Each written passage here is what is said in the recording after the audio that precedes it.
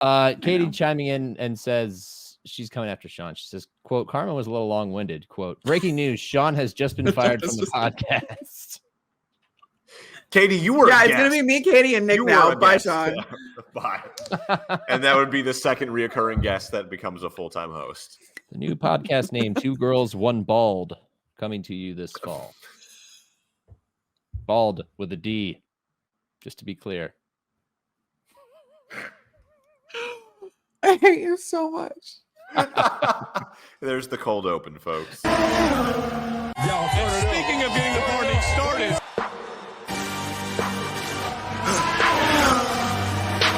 For the victory lap, though. They ain't never seen nothing like this before. Lit the room when I came through the front door. Ask me if I should overcome. What for? Train on the trees, please walk my sycamore. Touch burning sands, cross lands, and stormy shore seasons in the gear, yeah. Switch gears, we keeping haters in the rear. After blood, sweat, and tears, and my goal so near. I see my victory so clear. I see my victory so clear. And today, we break through. And today, we break through. And today, we break through.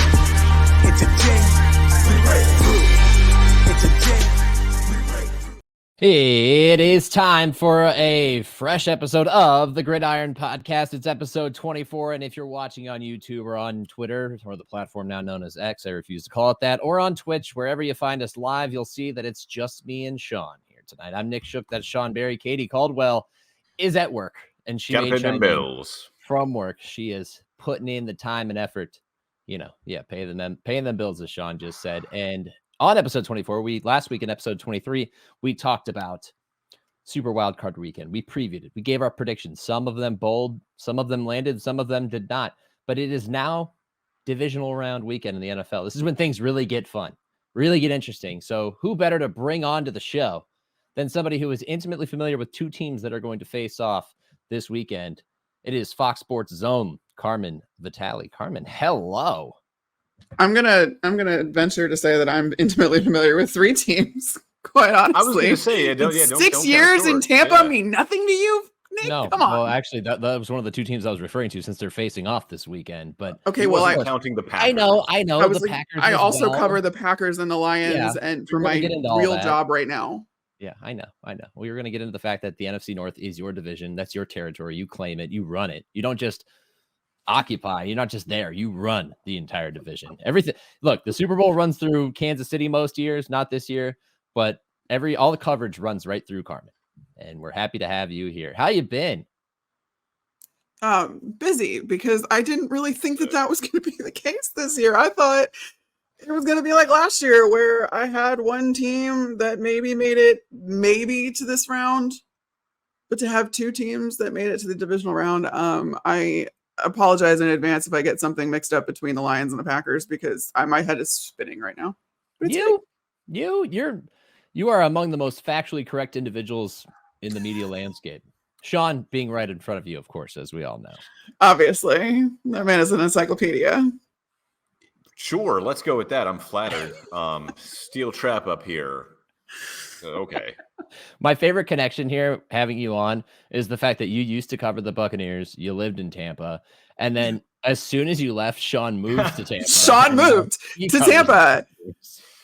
I did, yes. I didn't want to hang out with Sean in that media room anyway.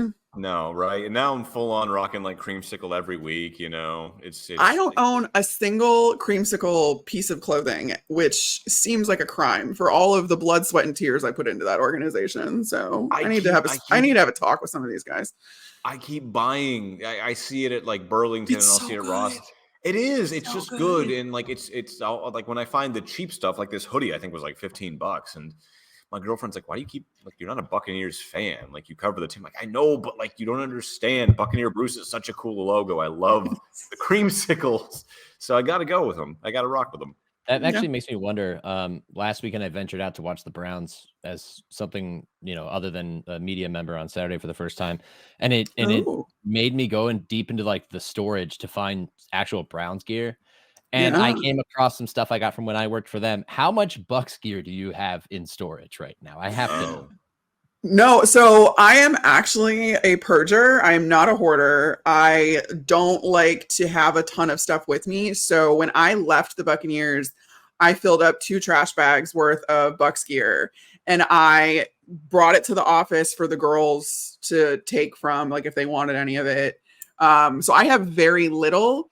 Most of the stuff I still have is like team issued because it's like the comfiest stuff ever. And I live in like, there's this big Buck sweatshirt that I have that one of the scouts gave me. Like we had to scrounge for stuff too. The team didn't like swag me out like some reporters are swagged out for their teams.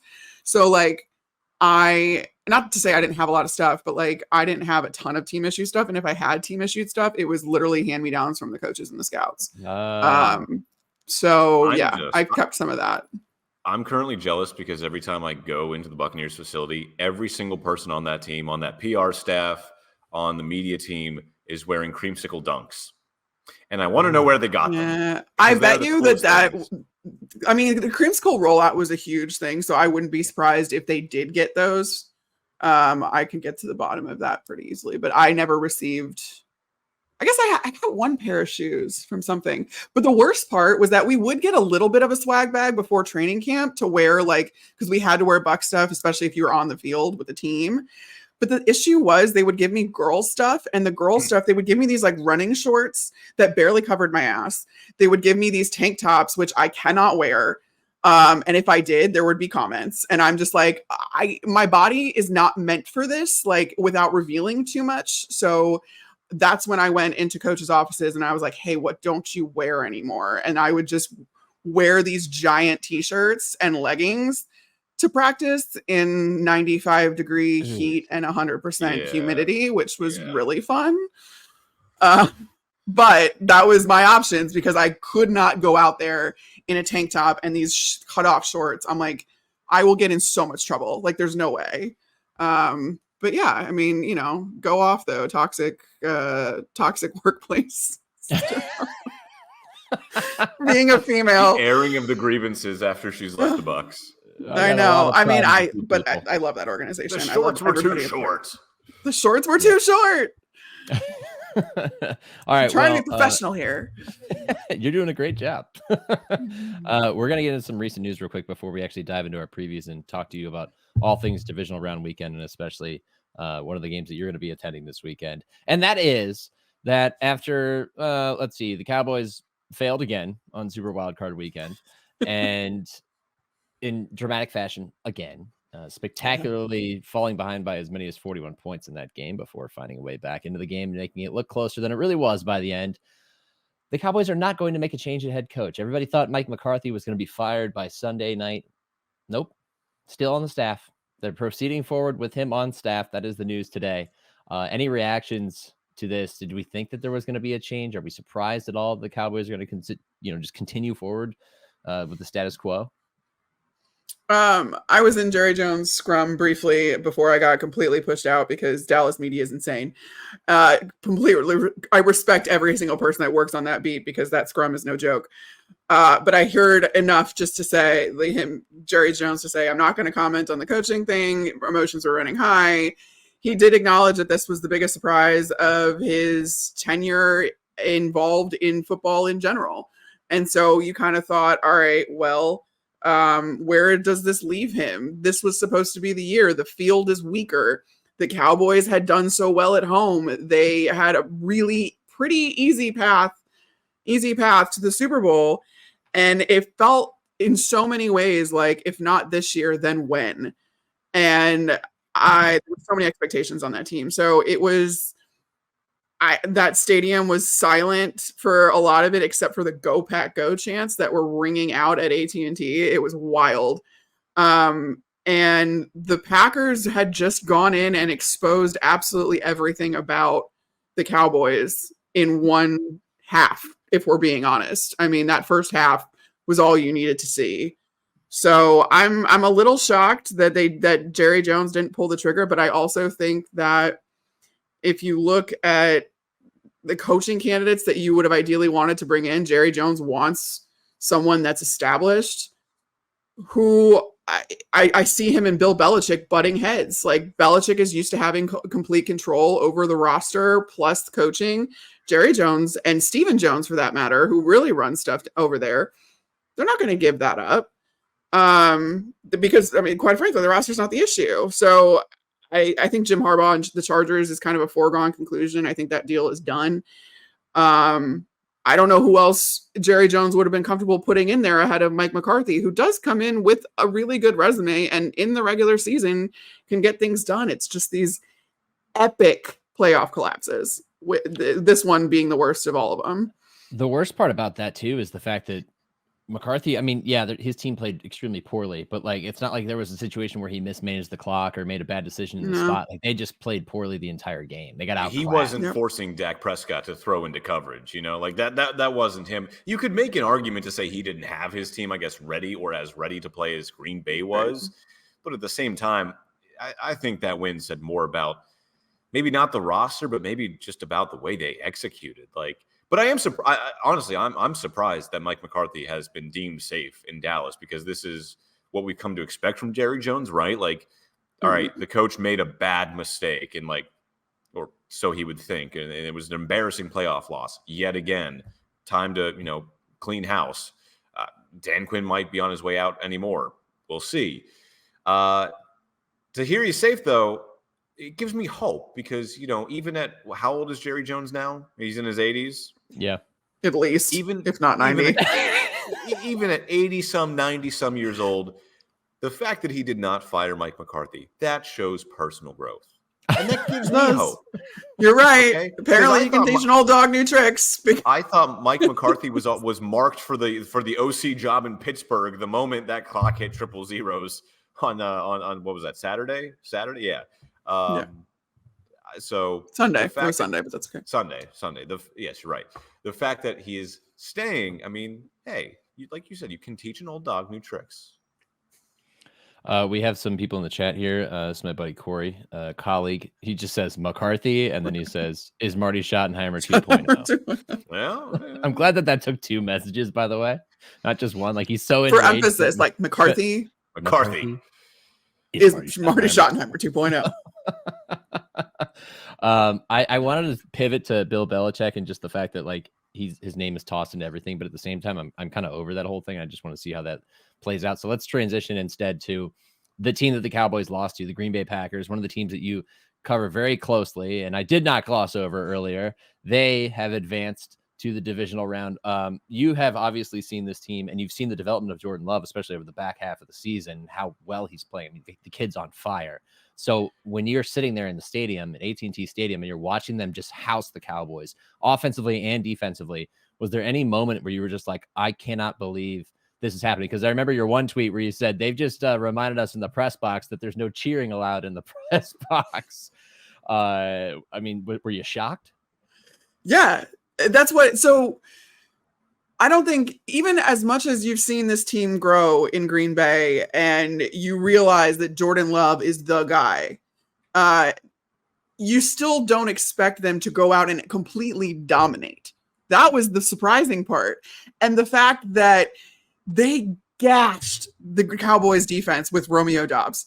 I mean, there were so many times where he just sat in a soft spot of the zone and was wide the F open. And then you have Luke Musgrave running that tight end leak play that he ran in week 1 against the Bears.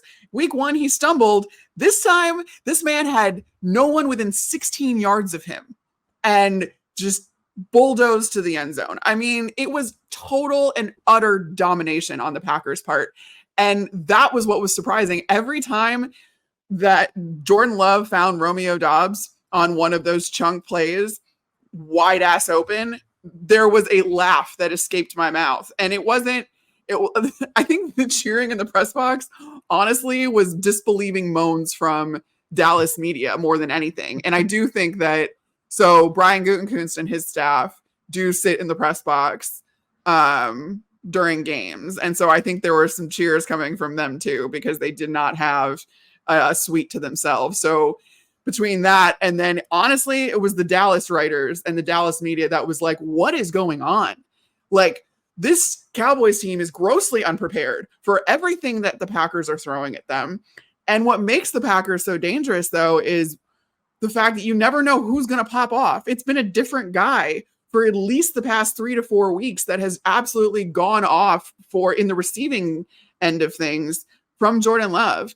So this game in Dallas, it was Romeo Doubs. Week 18 against the Bears, it was Jaden Reed. The game before that, it was Tucker Kraft. And then you have Aaron Jones just bulldozing, trucking everybody. I mean, the amount of stiff arms that guy was throwing, it was incredible. It was bully ball. And I was absolutely sitting there for most of the first half, just in utter disbelief because of the fashion in what they were doing it.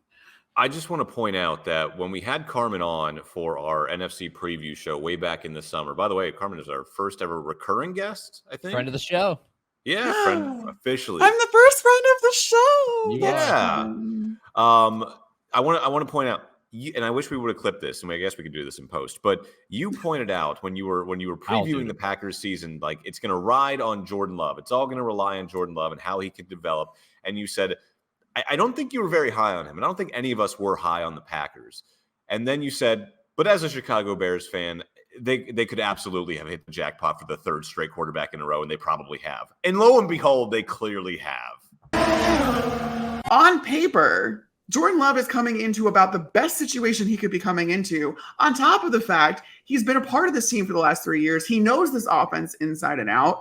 I keep going back to a quote that Tom Clements, the Green Bay Packers quarterbacks coach, said, where when they were making this transition a couple months ago, he was like, at any point over the last couple of years, I could lean over to Jordan and be like, all right, defense is doing this. What are we doing? And Jordan would know, because Jordan knows this offense like the back of his hand because he's been in it. He hasn't been executing it, but that takes away a giant part of the learning curve that he's going to face. So if he is who Green Bay thinks he is, and I know that they kind of hedged their own bets by giving him that 2-year extension, and he's able, and the rest of his team lives up to the potential that they're supposed to have, the Green Bay Packers are going to be just fine. Sorry. I'm sold. I was high on him, actually, given the fact that I talked a lot about how he was more prepared entering his first year as a starter than 99% of starters are when they go into their first season. And it's because he sat on the bench for 3 years. He learned this offense backwards and forwards. Quarterbacks coach Tom Clements, when they finally made the change and shipped Aaron Rodgers off, good riddance.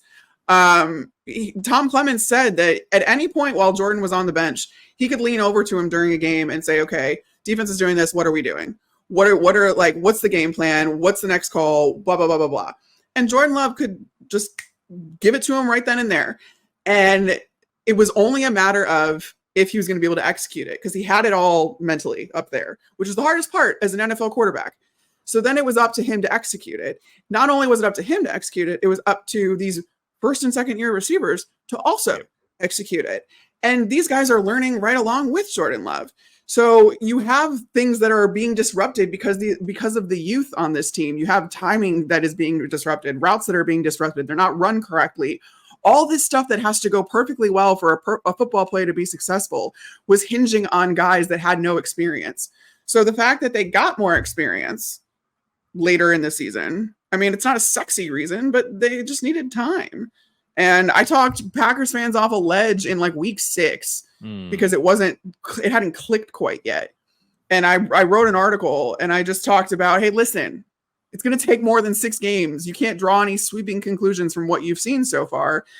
You don't even have the right offensive line combination out there yet. Right. Like losing Bakhtiari, it took them weeks to figure out what the best, because weirdly, the Packers have multiple linemen that are versatile. That you can play them at different spots, and they're very effective at both those spots, in like Elton Jenkins and Zach Tom. So it was about trying to find the right position for all 5 of these guys, and it took a while. And once that happened, lo and behold, Matt LaFleur opened up the playbook because he trusted his offense more. Not to mention these guys got more experience in the NFL against NFL opponents. So I thought that Jordan Love was set up more than most. I mean, that early on when I talked to you guys first, I probably wasn't as high as I ended up being like a few weeks later, because it was like, who's going to call that shot? Like, I just thought it was funny that you're like, as a Chicago Bears fan, they could ask. But yeah, and then because we expect them to. I think I leaned on that a lot in the offseason where I was just like, until I see it not work for the Packers, I won't believe it because it has worked my entire life. They have had 3 decades of good future Hall of Fame quarterbacks. Who am I to think that this is any different? Because I haven't seen it yet, and I still haven't seen it. We get a chime in from my buddy Chuck over on Twitter. He says the Packers getting 3 generations of very good quarterback play isn't fair. Absolutely, that's exactly what Carmen just touched on. But here's the thing about that I think is important is that you talked about how you had to talk the Packers fans off of a ledge around like week 6, and you had to write about it and kind of bring them back because in that period of time, and I'm sure you know this very well, Jordan Love had a tendency to get them in positions in games where they could win. And he would have the ball and one opportunity to go down the field and score and self-destruct like over and over again. It happened against the Steelers. It happened against the Raiders. Like just 2 games off the top of my head. Where it happened. Yes, it just continuously happened. There was the game against the Saints where they were able to mount a comeback and win that game, but that was also in week 3. There were signs that he could become who he is now, but too often he couldn't get out of his own way. And then eventually it all clicked and they go on this run. And now they're in the playoffs. And so I'm wondering, if they are maybe the most dangerous team in the NFC that nobody sees coming because they're too busy focusing on the Niners and the Lions and maybe even Baker Mayfield and the Buccaneers. Yeah. For what I alluded to earlier in the fact that you have no idea who's going to pop off on this offense.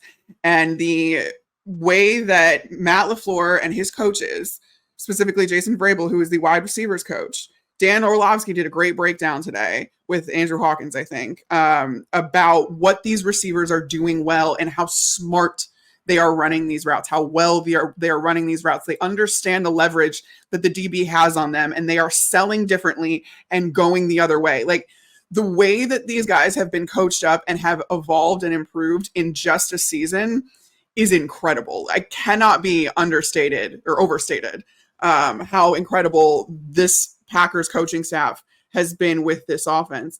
And again, the fact that you have these young guys on you're paying these guys virtually nothing, and they all are threats. Like that is incredible. As a defense, you can only game plan for a certain amount of guys, which is what we saw against the Cowboys when Romeo Doubs went off. Romeo Doubs is tied for the team lead in touchdowns but he didn't have the year that we all kind of were expecting, to the point where that he was like Jordan Love's number 1 receiver. Jordan Love's number 1 receiver was Jaden Reed, a rookie. And so when you have all of these guys, like Dallas game plan for Jaden Reed, they absolutely did that. They game planned for Christian with the fact that Christian Watson would probably be available. They did that. They did not game plan for Romeo Doubs because how do you do that when you have all of these other guys to worry about? You're going to lose somebody in coverage, and that's what the Packers are so good at taking advantage of because they have a guy like Matt LaFleur. And on top of that, sorry, I'm going long, I'm rambling because by all means, this is a lot. Just speak your heart out. On top of the fact, though, that Jordan Love is now running Matt LaFleur's offense. And this was something that was brought up earlier, and I'm apologizing because I don't know I forget where this came from. I think it was Ryan Wood who tweeted it out. I'm going to go back and look, but he essentially said it was either Matt LaFleur or Adam Stenavich, their offensive coordinator, talking about what Aaron Rodgers did last year, where he changed so many plays and went off script and did his own thing. That does not allow for you to build upon your game plan. And what Matt LaFleur is so good at is playing chess. So he's setting up defenses based on the plays he's calling. You can't do that when you don't know the calls that are being made on the field. Now, Jordan Love is doing that. So Matt LaFleur is thinking 2-3 steps ahead early on in the game, setting you up with showing you these looks and that look and this one. And then in the second half, making adjustments to say, okay, we're going to show you that same look that we showed you earlier, but now we're going to run something completely different out of it. And that is another thing that the Packers are so good at, and it makes them completely lethal. And they're completely being underestimated too. So it's impossible. I think after. Go ahead, Nick. Well, I think that just speaks to the attribute that no other team has. We talk about how this is the youngest roster in the league, right? There's like the privilege of like being naive, like not knowing any better, and both in not knowing any better than to go into, AT&T Stadium and take down a Cowboys team that hadn't lost a game there in 16 games, at like just going in there and be like, yeah, we can win. So we don't care. We don't know any better than that. We have full faith and confidence in ourselves. And also in the same regard, we're young. We don't really know everything about everything. So we're going to listen to what our coach tells us to do. And it's all coming together at once at the same time. Like that, there's no other team that's got that blend because no other team is as young as them. It's true. What were you going to say, Sean? How underrated are they, though? Because when you look at the NFC, everyone looks at the Niners, of course, like Super Bowl favorites, whatnot. You look at the Lions, a great story, and they are such a good team, and they're rolling. They're at home. They're fun to watch, and it's a fun environment to watch as well. But then you also look at the other two teams in the NFC. You look at the Buccaneers. You look at the Packers. And they are two underrated teams, yes, but they announce themselves with such a presence during Super Wildcard Weekend. It's really tough to underrate them now because the Packers absolutely, like you said, demolished the Cowboys. And then down here in Tampa, the Buccaneers bullied the defending NFC champions. Like neither of them were shy about the way they won those games. So to say that they're going to be underrated now, I don't know, because I think some people are going to pick the Packers, and I know some people are picking the Packers to beat the Niners, and some people are going to pick the Buccaneers to beat the Lions. That's true, but also think about the storylines that dominated the headlines immediately following those games. I mean, in your market, yes, of course, it's that the Bucs won and they moved on and they bullied the Eagles. But nationally, think about the storylines that came out of those things. It wasn't about the Bucs winning that game. It wasn't about the Packers dominating the game. It was about the teams they lost to and the collapse that both of those teams had. So I feel like nationally, so many of these people are still treating both of these games like a fluke and saying, well, I mean, the Eagles really lost that game because look at how terrible they've been doing and they've been on this slide for a while. Or this is the same old Cowboys. They self-destruct in the postseason. So it's the storylines nationally have not been that these two teams are really good teams. This is like, nah, you got lucky with that matchup. And so I think that if either of them move on past this weekend, then I think there's something to be said about, all right, you can't be underrating these guys anymore. Come on. But I have to push back that they haven't arrived at all because everybody's making the excuses of the other team being bad. Here on the Gridiron podcast, we will give the Packers and the Buccaneers their flowers. All right. And now's the perfect time, will. I think, to transition into this weekend where the Packers take on the number 1 seeded San Francisco 49ers out in Santa Clara, which is nothing more than a glorified business park with a stadium and an amusement park set inside it. Let's just go straight into, I think, predictions here. How do we see this one shaking out? I mean, same.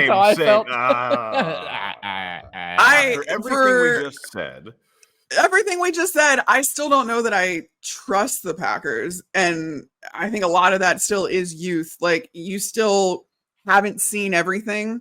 And also, what we haven't talked about with Green Bay is that defense. They have come on a little bit, better towards the end of the season into the postseason. They had 4 sacks on Dak Prescott in Cowboy land. They had 2 interceptions, one of which was returned for a touchdown. Those are the key things that the Green Bay Packers defense is going to have to keep up. I don't know that I trust them to keep that up, especially against a 49ers team that has so many different playmakers. Like, how teams have had issues game planning for all of those guys all season long. It's what makes them so good. But at the same time, the Niners' weakness on defense, if you could call it that, is probably in the run game. And that is where Packers can shine with Aaron Jones. And if you get Aaron Jones involved early, you can open up the playbook. You can have the full breadth of everything you want to run at Matt LaFleur's fingertips. And this is also Matt LaFleur going against his former mentor, being like, no, I got this. Like, he has every motivation to come in there. And also, Packers have absolutely nothing to lose. Like, no one expected them to make it this far. So I fully expect Matt LaFleur, in the way that he was aggressive against Dallas, taking the ball after winning the coin toss, going for it on 4th and 2, all that kind of stuff. I fully expect him to do that times 10 in San Francisco, because you're not going to win this game unless you take some risks. Yeah, totally. But I don't know. I don't have a pick. Sorry. No, it's okay. You don't need to pick. We don't really have to pick games here. We can just lay out how we think it's going to happen. What were we going to say, Sean? Oh, I was going to ask. You got to pick. You got to score. But no, if we're not doing picks. I don't want to. I don't want to. That's fine. We can recuse you from doing picks. I guess we'll provide picks. Sean, go ahead. Go first. So after everything we just said about the Packers, after how impressive they were, we do forget that they're going up against probably just pound for pound the best football team in the NFL at the moment. Are they though? Are they though? What? They're one of them. Hey, I don't know. I don't know about the Ravens. The best? I don't know. To go off of what Carmen said, the Packers have nothing to lose. Most dangerous animal is a caged one, a cornered one. But I'll still take the Niners because they have that kind of team of destiny air to them. They want to get back at least to the NFC title game and show that they could get to the Super Bowl if it weren't for, Brock Purdy tearing his UCL in the NFC title game last year at home. So I'll go with the Niners. I'll go in a close one, though. I'll say 28-23 Niners. Damn it. I shouldn't have let you go first because I had Niners 27, Packers 23. And yeah, it's I mean, I agree with everything you just said. Everything that has been discussed in the last 5 or 10 minutes, I'm on board with everything. Not that we're a podcast of yes men and women. We are not an echo chamber, but when good points are made, we respect and acknowledge those good points. And I think Carmen and Sean, you've both made some fantastic ones. Carmen carrying the weight there. Let's move on to the next game. Another team that, sorry, Sean. That's okay. Well, that's why we brought Carmen on. Yes, exactly. Let's go to the next game here. Another couple of teams. This is what I alluded to earlier that Carmen is intimately familiar with, and that is the Buccaneers and the Lions. The Lions are fresh off of their first playoff win in 30 plus years. And I wasn't frankly, born. I will shut up, Sean. Neither was I. That's not saying both of you got. How old am I? Like it happened a while ago. You got us by like a 91. I have you guys by 2 years. That's okay. Yeah. Like we're not saying like it's like it happened like ages ago. It just happened 1 year before we were born. And at least two of us have the same appreciation for Lil Wayne in here. So what is a birth date? What's a birth year? Who cares? We're all in the same area, same generation. The Lions are fresh off of that big time playoff win, right? Did they already win their Super Bowl? That's what I'm worried about. They all the celebration, Brad Holmes screaming in the elevator and Eminem in the luxury suite and everything else, and they've cleared this great hurdle. But like, there's more games to play, guys. Are they going to get caught a little bit here, or am I just blowing this out of proportion to find something to talk about? Probably the latter. Although I'm going to be so upset if Eminem is not there this weekend when I'm finally there. The video of him on the Jumbotron and then the entire crowd rapping Lose Yourself is just like, that was awesome. Yeah, that was awesome. I need it. I need to inject it into my veins. I need to be there for it. I've been at some big games at Ford Field, but nothing that compares to what we saw last week. So I don't think that you really have to worry about this team though, because this is a team that, if I go back to last season when they started 1-6, I was in that locker room, and the way that I would have never known that they were down that bad, because, and it's not a knock on the Lions, it's a testament to the culture that Dan Campbell has built, that they all were still happy. They were still playing music. They were still, joking with each other, joking with me, like the vibes were still good, even during that. And so if you can continue to kind of focus inward and you can draw your motivation from this singular belief that you have, it makes it very easy to block out anything that's going on around you, good or bad. And so I think that that's going to carry over into this situation, not to mention the Lions came into this season with all of the momentum. I mean, that week 18 game against the Packers in Lambeau, knocking Aaron Rodgers and the Packers out of the playoffs just out of pure spite, was an announcement that, like, we're going to make some noise next year. And they didn't shy away from that. What did they do week 1? They went out and they beat the Chiefs on banner raising night. Like, they have been able to rise to the occasion and draw from internal motivation throughout this entire year, even with the weight of expectation on them. And I think that that's really cool. It's what makes this team so much fun to cover. And it's what I think is going to propel them through all of this emotion and all of this history and all that other stuff. You hear Dan Campbell talk about how he has not processed any of it, and he won't until it's over. And I think that a lot of the guys are taking that approach. Like, I know you saw Brad Holmes like yell in the elevator, but from everything I heard from the locker room, the guys weren't overly like, They weren't popping bottles. They weren't smoking cigars. They weren't doing anything like that. It was like, okay, this is one win, but we've got more to do. And I think Jared Goff even said that.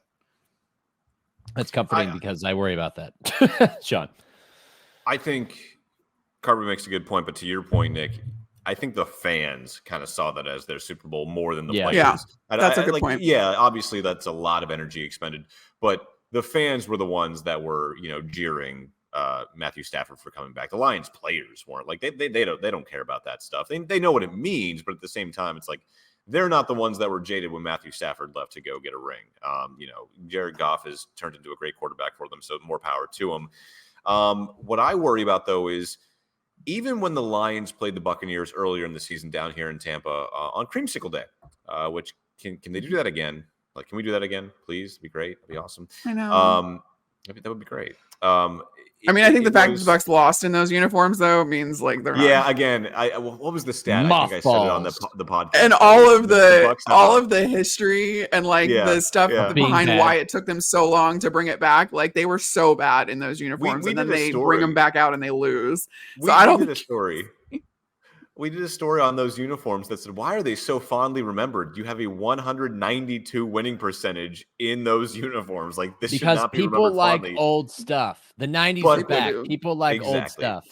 So with that being said, old, yes. Back in that game, the Lions, they bullied Tampa Bay in that game. Like they could not get anything going on the ground, through the air. The Lions just dominated that game physically, winning it 20-6.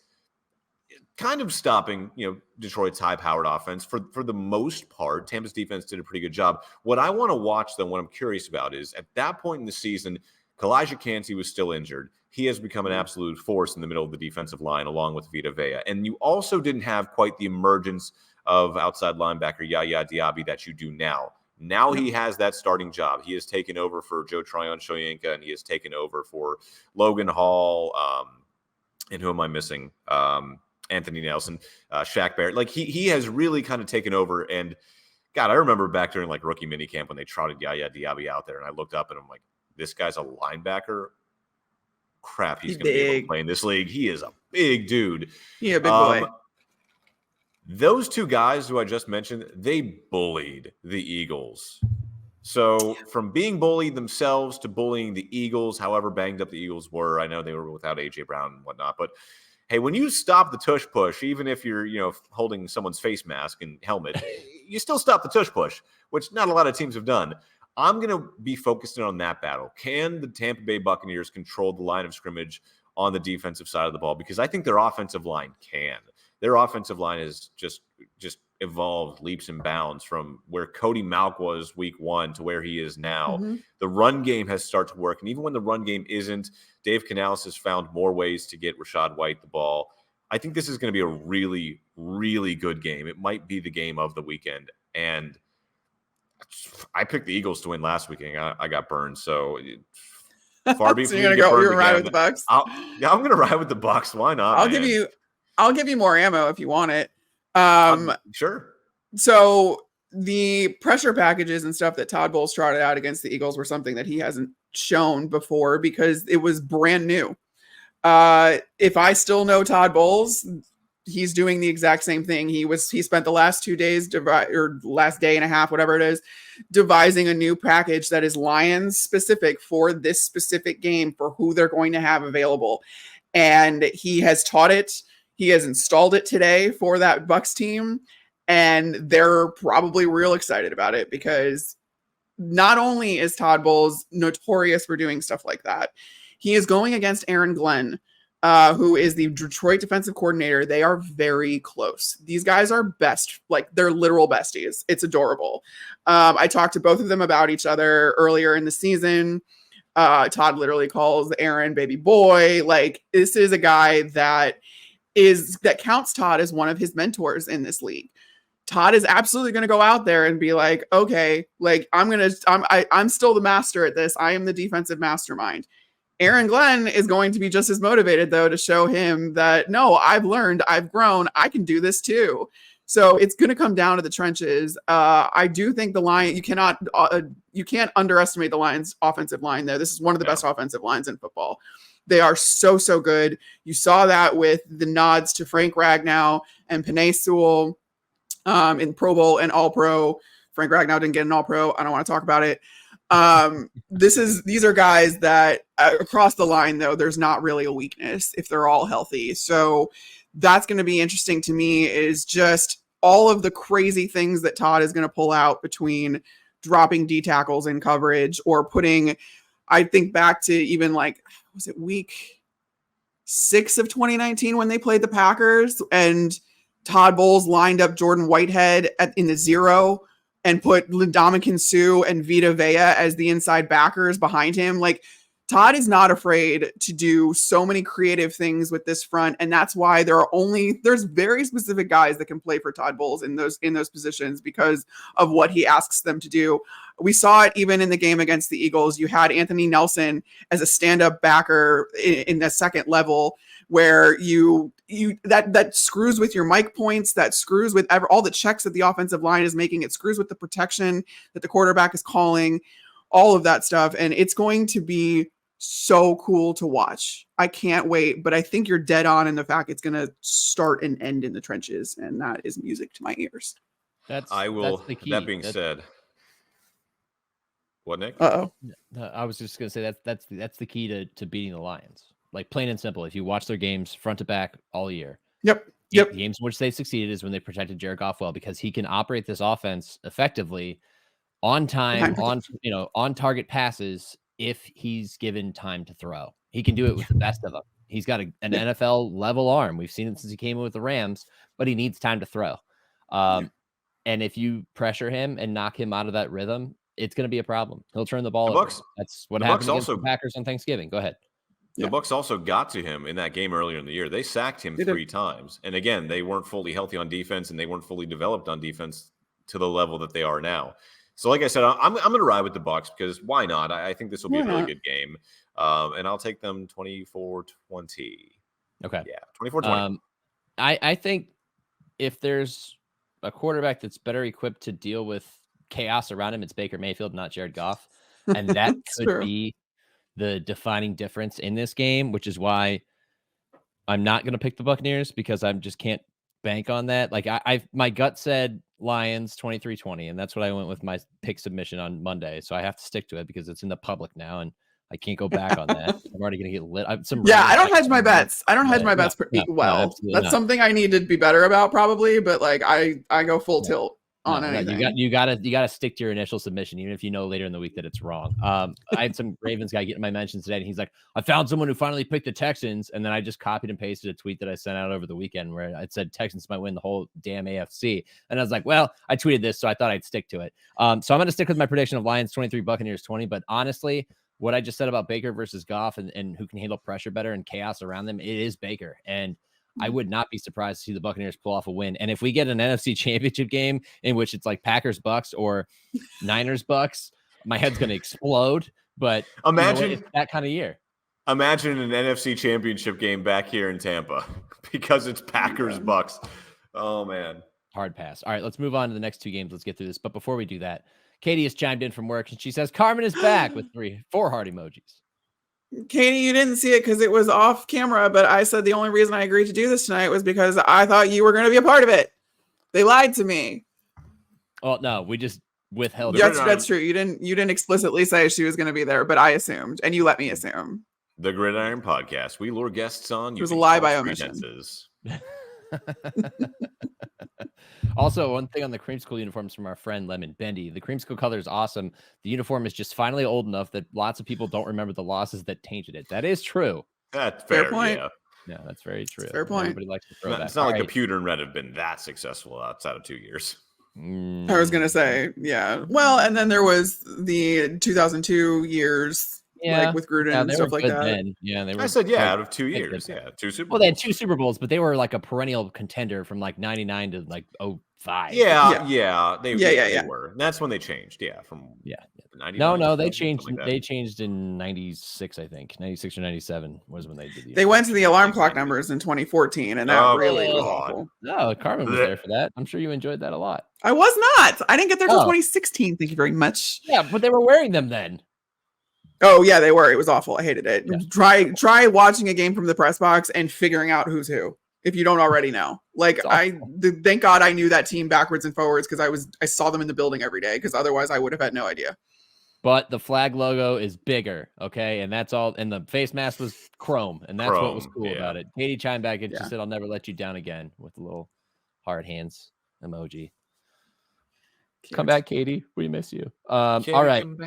Next game, Texans versus Ravens. The Texans blew out the Browns, absolutely obliterated them at home, and have moved on to face the AFC's #1 seed in the Baltimore Ravens, who are in elite company with the Niners as one of the best teams in the NFL. And I'm not going to say that they're the best team either, because I think every team in the playoffs has a flaw or has a little bit of fraudulence to them that has a question to them. Yeah. Nick does not deal in absolutes. He's not a Sith Lord. I guess so. But how do we see this one shaking out? Yeah, I don't know. I think it's the same that we're talking about. Like Carmen, every game. Yeah, probably.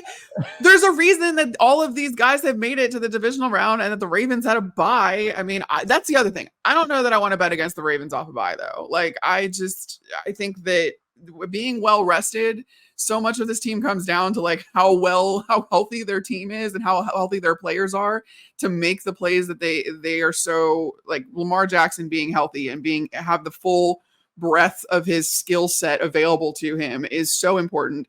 And then to think that we could get Mark Andrews back, like I don't know. I'm not picking against the Ravens, not with all of this momentum building for them, not with them coming off rest, not with Mark Andrews potentially returning.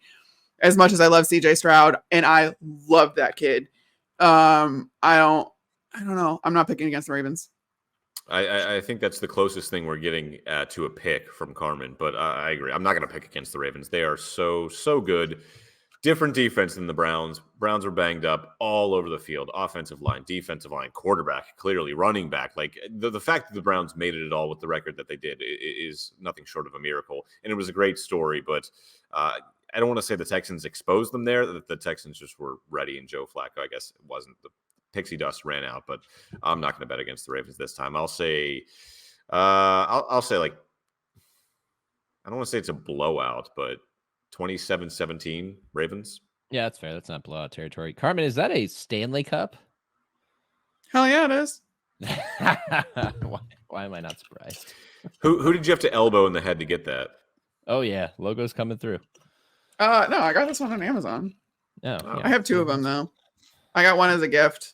I got my first one as a gift. I had no idea what they even were when I got it, but this was last Christmas, so it's been a while. And then I quickly became obsessed, and now I have this one too. I only have 2 though. Can you? But I do want the Starbucks pink one. It's so cute. Who is not attuned? What the deal is? What's the deal with Stanley Cups? No, I can't because I don't get it. Like, Is this the best tumbler I've ever used? No, it isn't. But like, does it hold a shit ton of water? And do I need to drink more water? Absolutely. So I'm going to ride with this thing, and it goes everywhere with me.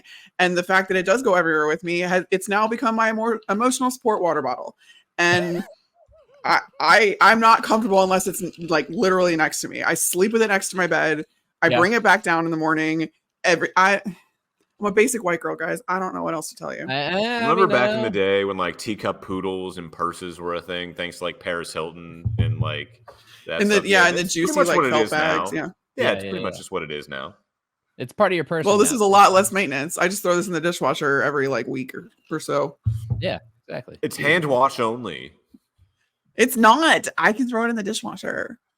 All right, I'm gonna give you my pick real quick. I'm riding with the Texans because of that tweet. I'm riding with them because I believe in CJ Stroud. As my buddy Chuck said, developed here, CJ is going to the AFC Championship, but he's also a Browns fan, so he's biased. And by developed here, he's a Buckeye fan. CJ Stroud comes from Southern California. Having said that, he's going to go back to Baltimore, where he started his NFL career it was kind of depressing fashion because the Texans just weren't ready to succeed at that time. They got dominated by the Ravens. He's going to go back to the place where his career began. He's going to come in there and he's going to send the Ravens home to a familiar finish, a divisional round loss. I wish Texans he would. 28. I'm okay if he does. Ravens 27. Last second field goal. Kaimi Fairbairn, who's got the longest legal name you're ever going to find, is going to drive that up. Left, Except for Vita Vea. Vita Vea's yeah. name is way longer. Can you do it off the top of your head? No, God, no. Oh, I would be Simi Hoko. I don't know. No, I can't do it. A for effort. A for effort. All right. Yeah, no. Last game. Let's run through this here. Chiefs, Bills, familiar matchup. Different looking teams, different venue. It's not at Arrowhead this time. First time Patrick Mahomes, in case you haven't found out by now, is going on the road for a playoff game. They are going to Highmark Stadium, probably one of the worst names in the NFL for a stadium outside of Acrisure Stadium or Paycor. There you go. There are a number of poorly named. Who calls them that, though? Nobody actually calls them that. Yeah, it's still Heinz to me. Yeah. Hunt's ketchup, not good. Heinz, very good. The Chiefs are coming off of one of their better performances despite the frigid temperatures in Arrowhead. And the Bills kind of dominated the Steelers for a half and then led them back in the game and then held on to win. Sean is a Steeler fan, and for those of you who are new to the podcast, so we're not going to get in Sean's emotions right now. He's had a couple days to process this. I'm sure he has nothing to say about the coach that he kind of wants to leave Pittsburgh. We're going to leave that all in the past. Like when you're playing, the Bills, the state government of New York, and the weather and the refs, you can't beat all four of those things. Like you can beat one of those things, you can't beat all four. That's the excuse. All right. I will say, did Josh Allen or did he not hit the kind of Kenny Pickett fake slide on that 52-yard? No, yeah, he did. Yes, he did. He squared up. You can see his left leg. His left leg started to go down, man. His left leg started to go down. He squared up. You see the receivers change levels like that to juke DBs all the time. Yeah, but receivers aren't quarterbacks. So you don't get 15 yards for hitting them. Oh, wow. I said we weren't going to get into Sean's emotions, and he's just airing his grievances right now. I mean, my God. Sean, he hit the brakes. I think he thought for a second, maybe I should bounce it outside or maybe I should get down. And in that moment of hesitation, realized, I can just cut this way. I'm sure. I don't think it was like an intentional, like, I'm going to fake slide. No, I don't know. No, I don't think it was an intentional fake slide. But I do think he kind of held up a little bit, knowing that, well, they can't hit me if I kind of put on the brakes a little bit, and then I'm going to run right past him. Because the next time, what happened? He runs, he gets hit, 15-yard penalty. It's just, or he saw that the DB bit and was like, all right, cool, I can keep going. Exactly. But you're damned if you do, damned if you don't. If you're a defensive back or if you're a linebacker and the quarterback is running towards the rules are skewed towards the offense. Exactly. I know. That's all I want to complain about. I just want to complain. Hey, I don't like paying income tax either. Complain. This is the internet. Do I need a reason to complain? No. I just want to complain, man. Okay, you're right. That's everybody gets a microphone. Not everybody deserves one, but they all get one. I do not deserve one oftentimes.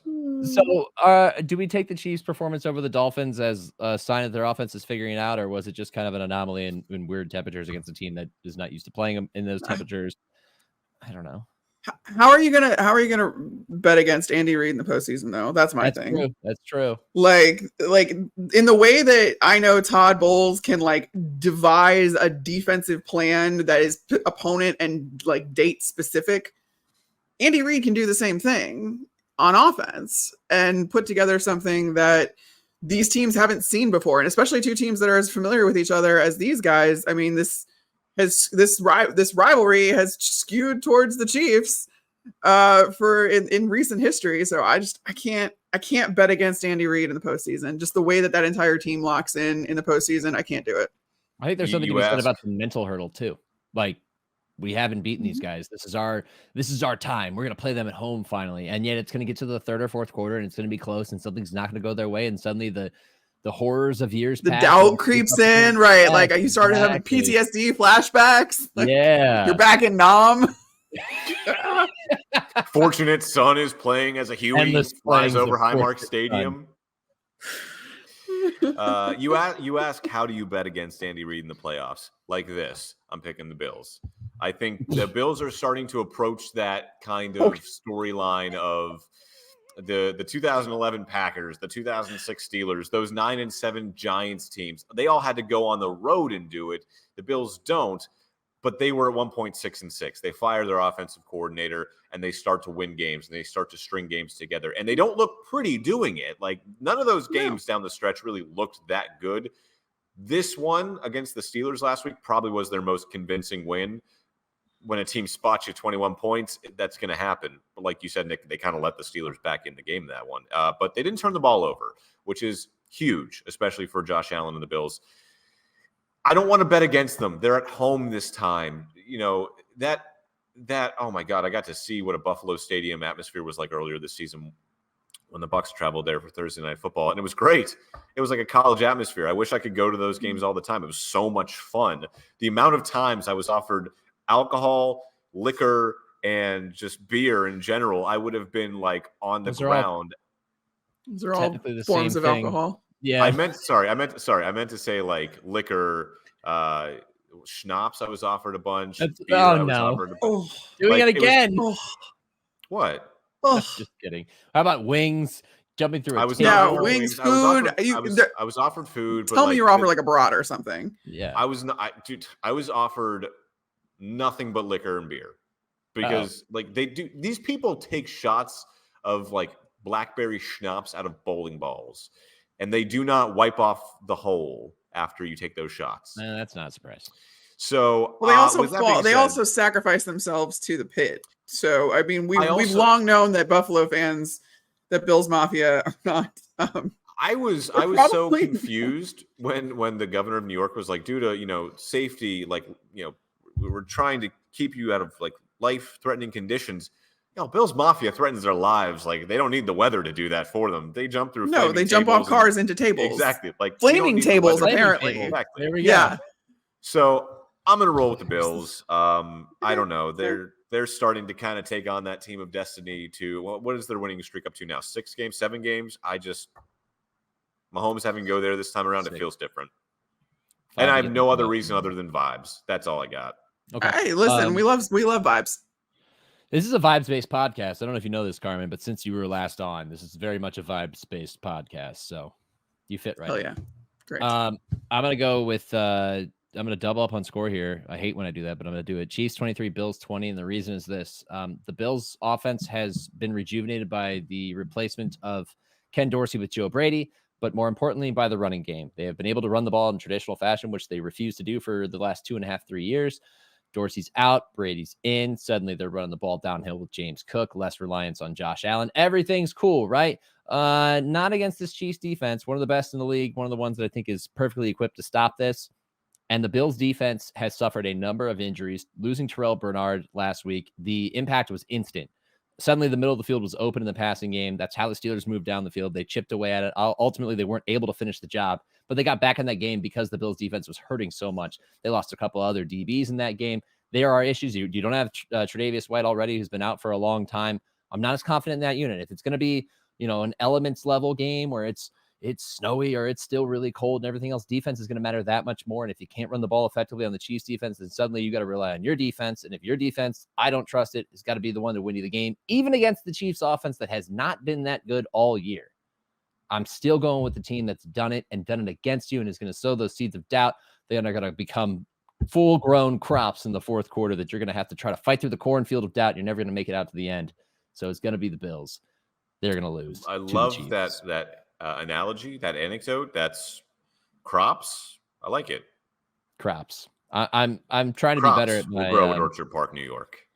My analogies, my metaphors, my ability to change the camera level during the show, all of that stuff. We're working on 2024, the year of improvement. All right, that's it for our previews. Do we want to do bold predictions, guys? We are nearing an hour here, and Carmen, we've kept you for way too long, way longer than I ever anticipated taking up your time tonight. Did you really not anticipate this?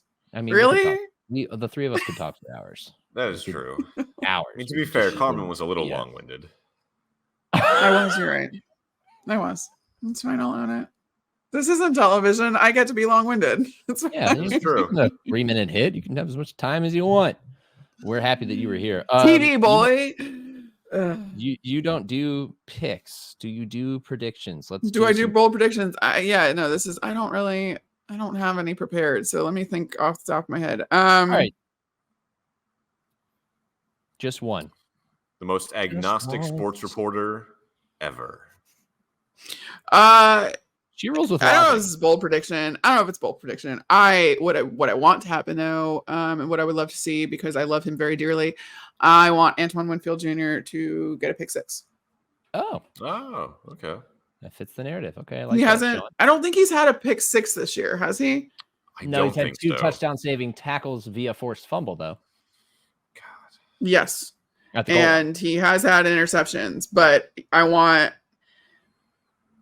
This is not me picking against the Lions. But I want there to be an Antoine Winfield Jr. pick 6 because I think that he deserves that cherry on top. He does. You do the not a Pro Bowler, my ass. You fill the Switzerland role really well, by the way. You're really good at walking the line, where it's like, I don't want the I am an Lions to objective score this. reporter, Nicholas. Yeah. But I would Not like Nicholas, to see this Nick. happen. There you go. Got it right. You know. I know. Ooh, yeah. Okay. It fits what I said about Joe Flacco last week, and that didn't come true. So Do you want to wait, Sean? Do you want to speak then to Baker Mayfield's performance? Do you want to predict something like? Because if you're picking the Bucs to upset, do you want to say like Baker Mayfield's going to go off? He's going to throw for 4 touchdowns, something like that. Well, statistically speaking, Baker Mayfield is the first Tampa Bay Buccaneers quarterback in franchise history to throw for more than 300 yards and 3 touchdowns in a single postseason game. So could he do that twice? No, I don't want to do that. I'm just going to go with the win. I'm going to play safe. Oh, wow. You know, that was such a tease. Because John, where'd you source that stat? I don't want to say. I have sources. Okay. Was that perhaps from and around the NFL tweet? I'm not saying it wasn't. A Nick Shook original? No, but if it was NFL media? No, but if it was, that would make total sense because someone in my office just likes to spout random facts that he reads on Twitter, and that would 100% make sense if he just read it from like around the NFL and then kind of cited it, as he figured that out himself. You know what? My fingers are fast enough to pull up this window and show y'all maybe where Sean did get it.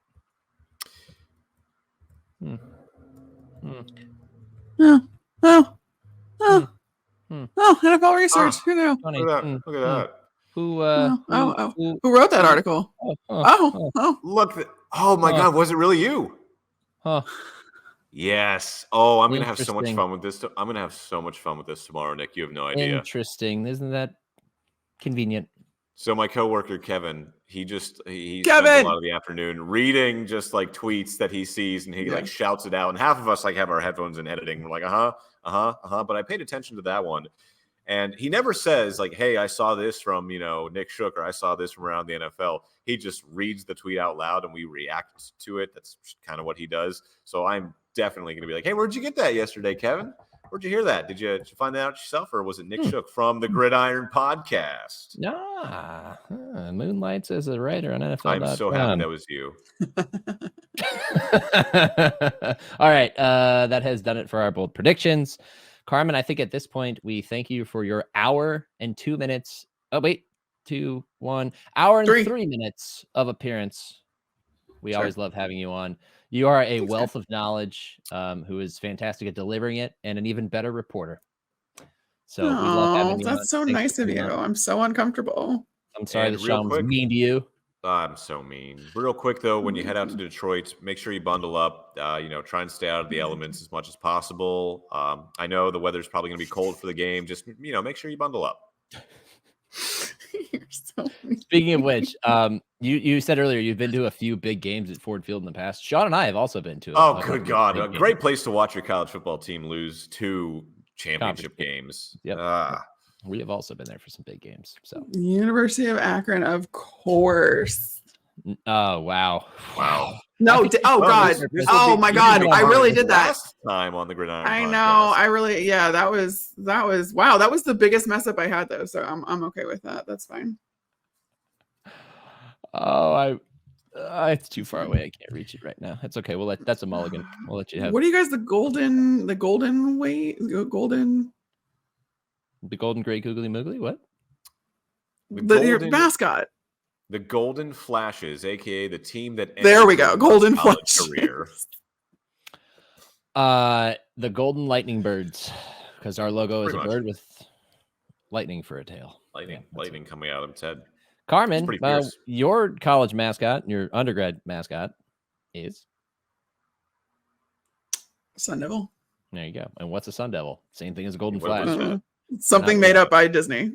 Yeah. It was something made up by a offshoot, a disgruntled Disney employee. Apparently, I don't know. Yeah. Who knows? That's fun. I didn't know that. The more you I know. mean, what even is a wildcat either? Like, I went to Northwestern for like wildcats. Is that an actual animal even, or is it just like something that bobcat, we've I think. all? a cat that lives in the wild. It could have been feral cats. Feral cats would be a cool name. Yeah. Like a really like Northwestern feral ITT. cats. The Like the ITT Northwestern feral cats. Yeah. We're the reason your I mean, dog wakes the way up that- barking at 3 a.m. Where the The cats way just that fight outside your Northwestern- house. The sound that they make when they get a first down does sound like a feral cat more than whatever a wildcat is. Okay. so, All right. That's how we're going to close it out. That's how you're going to leave. Can you please do the impression of that sound? No, I was hoping she would. Shoot or shoot, Nick. absolutely That's okay. not. Yeah. Because I know that you would clip that and put it everywhere. That could be the cold. But thanks for having me, guys. I appreciate it. Thank you, Carmen. Thank you for staying way longer than Carmen. Thank we you thought you for- would. hanging out and sharing your knowledge. We'll see you later. And if you want to, you can check out my article on Baker Mayfield and Jared Goff as Oh, quarterbacks yeah. that were given up on Yes, on Fox plug, Sports. plug. Right now. Plug Promo away. all your stuff. Find I out where you're at. only because I actually like that article, and I like maybe one in every 100 articles I write. Jared Goff and Baker Mayfield and the Battle of the Misfits. That's the title. Go look it up Oh, all right. on foxsports.com. Where can we find you on social media? Carmi V, which I think is on the screen here somewhere. Yeah. I always the get messed up on people what who are- side it's on. I know. Right? Okay, Carmi V on Twitter and Instagram. Go there. Thanks. All right. Thank you. See you Bye. later. Bye. Well, we're at an hour and 6 minutes, and I smell dinner. You want to wrap it up, Nick? Yeah. No. Sean, you're wearing orange. McLaren launched a new livery. Did you like it? Loved it. Orange and black. The orange is oranger. They got rid of I think it was called Rogue Blue, which was just some offshoot baby blue, and it's kind of clashed with everything else on the car. What I really like, though, if you go look at the livery for McLaren, the numbers are chrome, not the past. That is I sweet. did not notice that. I love little details Yes. like that. That's really what Mhm. makes branding package, in my opinion, is the little nods. Like the Bucks have creamsicle on the outline of their numbers, and then Yep. the small line of the pants. That stuff's always really good. That's it for F1 talk. Do we do hate or love it? We're gonna pass on. Do you even know? Sorry, Katie. It's not because you're not here. It's just because We'll bring we it back ran long. next week. I'll do it next week. Don't worry. I'll be in the Yeah. crosshairs. Sean's already prepared. My love this week, Sean, for hate or love it, is that Carmen was on and just did a fantastic job and just carried the entire show. Love having her on. What's your love? My love is that we still get to watch football for a couple more weeks, and it gets even better. Oh, I also love that Jason Kelsey dropped off a signed jersey to his favorite McDonald's employee where he always goes. Oh, that's sweet.